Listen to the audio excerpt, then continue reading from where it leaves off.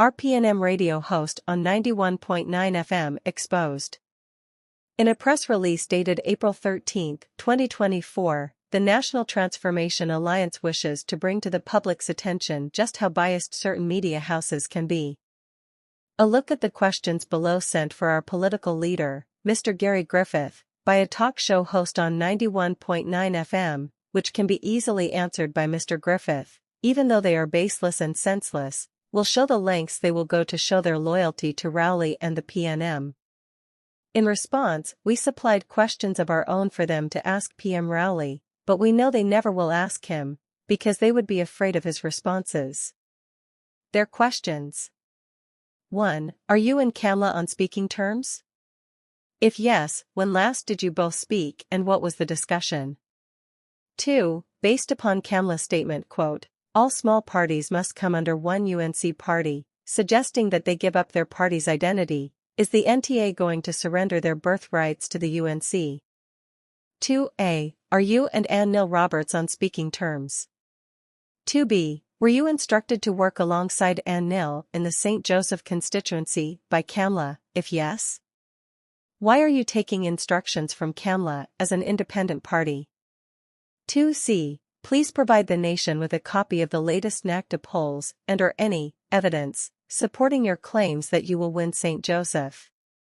2d. If you win the seat, will you surrender the genuine love and support of the NTA voter over to the UNC for a good deal? Our questions for 91.9 FM to ask Keith Rowley. 1. Did you pump $40 million into the TTPS account and was Griffith directed to hire people to make them SRPs to target and investigate political opponents? 2. Do you see it as hypocritical that it's okay to make Australian attorneys SRPs, but when a commissioner made a pastor a SRP based on a recommendation by the SSA, you had a concern? 3. What is your authorization for Cabinet to give approval for people to have firearms? There's no such thing in law that could give Cabinet such authorization to grant approvals. 4. Are you ignorant of the fact that the SSA equates to the CIA and that for the last 15 years they've carried firearms?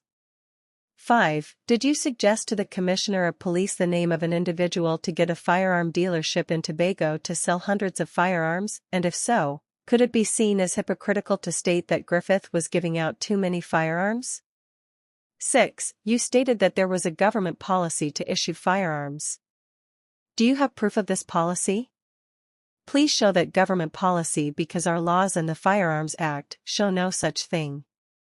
7. You stated that there was a liberal policy for Griffith giving out firearms to every single person. How could you say that when only 0.3% of the population were given firearms?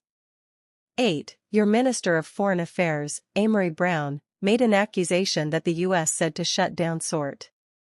Can you provide the evidence to support that claim?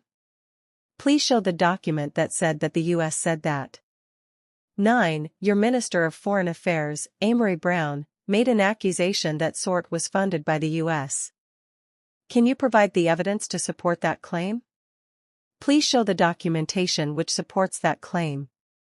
10. If the U.S. did say to shut down SORT, how come they never shut down the Special Naval Unit, SNU, when 3 of their officers were charged for murder which they allegedly committed using U.S.-funded weapons?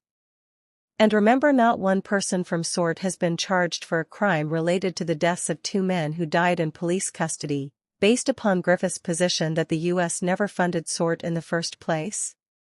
11. If Mr. Griffith, who had 7,000 officers under his command, is to be blamed for the deaths of 2 men who had over 60 charges for sexual offenses, then is the Chief of Defense Staff responsible for the death of an individual where 3 Coast Guard, SNU, officers were charged for his murder?